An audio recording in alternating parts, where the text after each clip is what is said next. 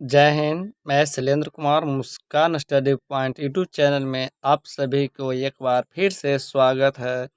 आप लोग कैसे हैं? आई होप आप लोग बहुत अच्छे होंगे, मस्त होंगे, स्वस्थ होंगे।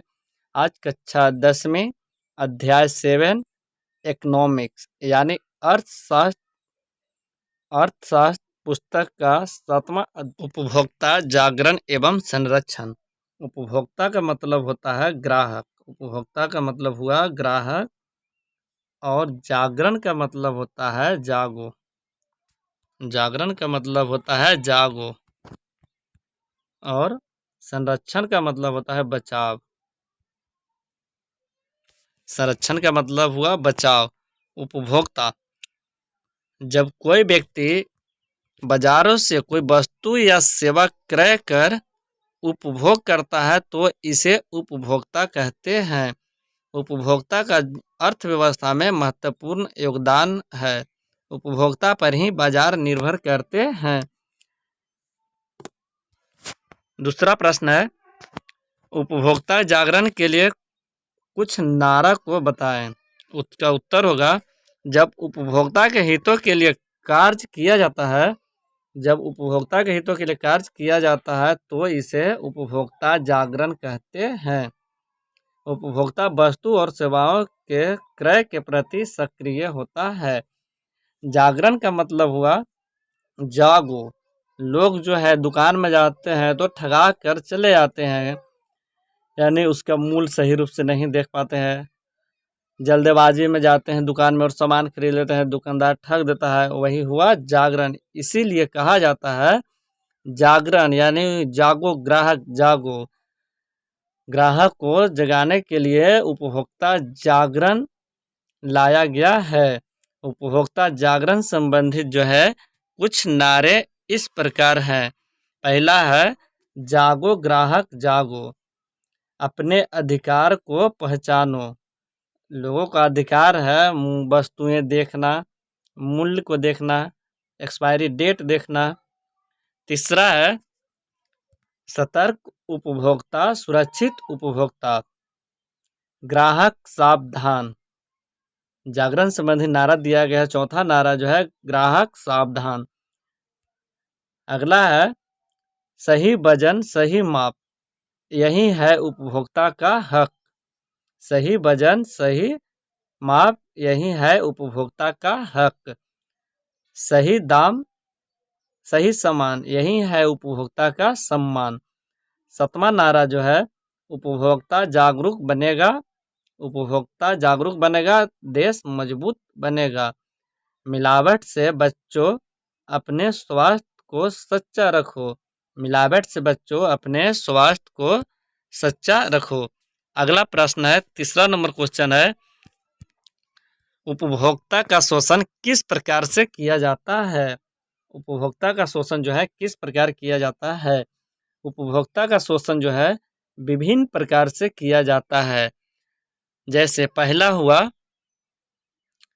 मिलावटी वस्तु बेचना। उपभोक्ता का शोषण जो है, दुकानदार जो है महंगी वस्तु में सस्ती वस्तु मिलाकर बेच देते हैं। इसलिए पहला पॉइंट हुआ मिलावटी वस्तु को बेचना। जैसे दूध, घी, तेल, मसाला इत्यादि में मिलावट कर देना। दूसरा पॉइंट है, कम वजन या माप देना। दुकानदार द्वारा जो है कभी कभी जो है कम वजन या माप कर वस्तुएं जो है ग्राहक को दे दी जाती है, यानी दुकानदार तौल माप में धोखा देना। जैसे 1 किलो की जगह पर 900 ग्राम देना। अगला पॉइंट है, अधिक मूल्य लेना। अधिक मूल्य लेना यानी वस्तु के तय मूल्य एमआरपी से अधिक पैसे वसूल करना। अगला पॉइंट है, चौथा नंबर पॉइंट है, नकली या घटिया सामान बेचना। असली ब्रांड के नाम पर नकली या खराब गुणवत्ता का सामान देना। दुकानदार जो है नकली या घटिया सामान बेचना, यानी असली ब्रांड के नाम पर नकली या खराब गुणवत्ता का सामान ग्राहकों को दे देता है। अगला पॉइंट है 5वां नंबर, भ्रामक विज्ञापन देना। भ्रामक जो है विज्ञापन देना यानी गलत दावा करके ग्राहक को आकर्षित करना। जैसे दुकानदार द्वारा विज्ञापन दी जाती है कि यह क्रीम 5 दिन में गोरा बनाएगी। लोग जो है आकर्षित होकर वहाँ सामान खरीदने चले जाते हैं। यह कुछ हुआ भ्रामक पैदा किया दुकानदार को द्वारा। अगला पॉइंट है सेवा में लापरवाही। जैसे मोबाइल, बैंक, बीमा, परिवहन में समय पर या सही सेवा नहीं देना।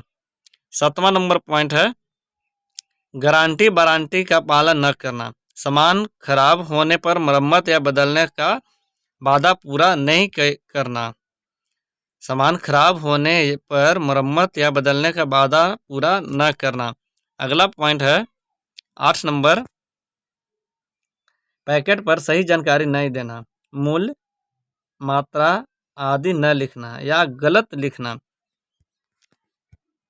अगला पॉइंट है 9 नंबर, वस्तु वापसी नहीं लेना। खराब या गलत वस्तु लौटाने पर मना कर देना। अगला पॉइंट है ऑनलाइन धोखाधड़ी करना। जैसे इंटरनेट या ऐप के माध्यम से झूठी जानकारी देकर पैसा को ठगना। अगला नंबर प्रश्न है 4था नंबर, खाद्य पदार्थों को खरीदते समय किन किन बातों पर ध्यान देना चाहिए। खाद्य पदार्थों खरीदते समय अनेक बातों पर ध्यान देते हैं। पहला पॉइंट, सरकार द्वारा प्रमाणित चिन्ह देखते हैं। यदि कोई वस्तु खरीदते हैं तो उसका लोगो देखते हैं। सरकार द्वारा जो प्रमाणित किया गया है उसको चिन्ह देखते हैं। दूसरा पॉइंट है खाद्य पदार्थों की गुणवत्ता को देखते हैं। खाद्य पदार्थों का उचित मूल्य देखते हैं, कितना मूल्य है, कितना में खरीदना है, कितना रुपया मांग रहा है। चौथा पॉइंट है खाद्य पदार्थों का एक्सपायरी डेट देखते हैं, या तो इसका डेट बच रहा है या तो ख़त्म होने वाला है या कितना दिन में ख़त्म होगा। अगला पॉइंट है खाद्य पदार्थों में मिलावट का सही पता लगाते हैं। सील बंद और साफ पैकिंग को देखते हैं कि सामान जो है पैकिंग सही से है नहीं है, साफ है या नहीं है। कंपनी का ब्रांड को देखते हैं। यानी खाद्य पदार्थ खरीदते समय इन सारी बातों पर ध्यान देनी चाहिए। अगला नंबर क्वेश्चन है उपभोक्ता संरक्षण अधिनियम 1986 की विशेषता क्या है। उपभोक्ता संरक्षण अधिनियम 1986 जो है यह उपभोक्ता किसी बाजार के आर्थिक क्रिया का प्रमुख केंद्र होता है। उपभोक्ता जो है किसी बाजार के आर्थिक क्रिया का प्रमुख केंद्र होता है। उपभोक्ता पर ही बाजार निर्भर करता है। उपभोक्ता के हितों के लिए 1986 ईस्वी में भारत सरकार ने अधिनियम बनाया जिसे उपभोक्ता संरक्षण अधिनियम कहते हैं।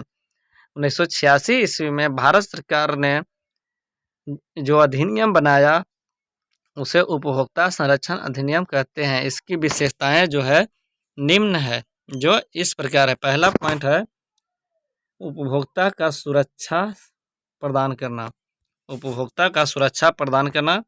दूसरा पॉइंट है उपभोक्ता किसी वस्तु या सेवा के बारे में जानकारी प्राप्त कर सकता है। तीसरा नंबर पॉइंट है उपभोक्ता को शिक्षा प्राप्त करने का अधिकार है। उपभोक्ता को शिक्षा प्राप्त करने का अधिकार है। उपभोक्ता किसी वस्तु को चयन करने का अधिकार है। अगला पॉइंट है सरकार प्रमाणित वस्तु खरीदने का अधिकार है। वस्तुओं के सुरक्षा की जानकारी प्राप्त करने का उपभोक्ता को अधिकार है।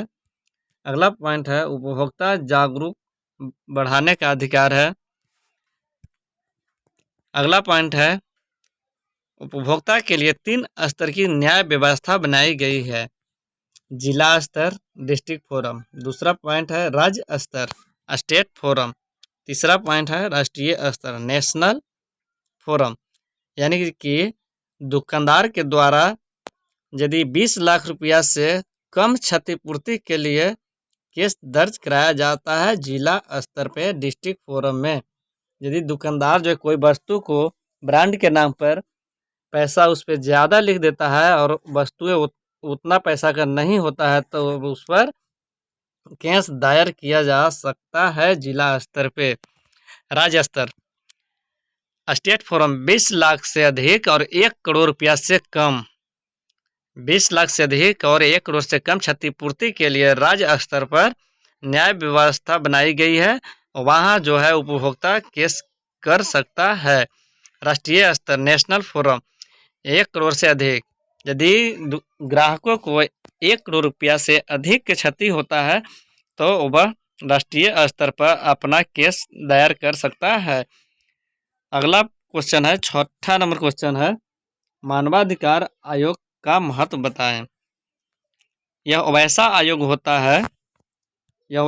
होता है जो मानव के अधिकारों एवं हितों की रक्षा के लिए कार्य करता है। यह 2 स्तर पर गठित होता है। पहला है राष्ट्रीय मानवाधिकार आयोग। यह भारत का सबसे बड़ा मानवाधिकार आयोग है। भारत का सबसे बड़ा मानवाधिकार जो है राष्ट्रीय मानवाधिकार है। भारत के उच्चतम न्यायालय का पूर्व न्यायाधीश जो है इसका अध्यक्ष होता है।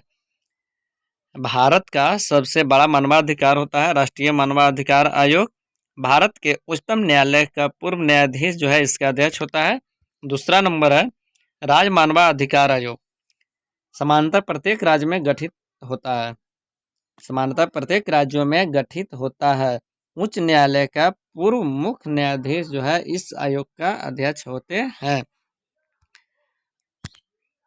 अगला प्रश्न है उपभोक्ता जागरण संरक्षण संबंधित महत्वपूर्ण वस्तुनिष्ठ प्रश्न है। पहला प्रश्न है उपभोक्ता का अर्थ जो शाब्दिक अर्थ होता है खरीदार। उपभोक्ता का शाब्दिक अर्थ होता है खरीदार, यानी कोई भी वस्तु खरीद रहा है और अपने उपभोग कर रहा है उसी को उपभोक्ता कहा जाता है। दूसरा प्रश्न है उपभोक्ता वह है जो वस्तु को खरीदता है। अगला नंबर प्रश्न है उपभोक्ता संरक्षण अधिनियम जो है कब लागू हुआ था। उपभोक्ता संरक्षण अधिनियम जो है 1986 ईस्वी में लागू हुआ था। 24 दिसंबर 1986 ईस्वी को लागू हुआ था उपभोक्ता संरक्षण अधिनियम।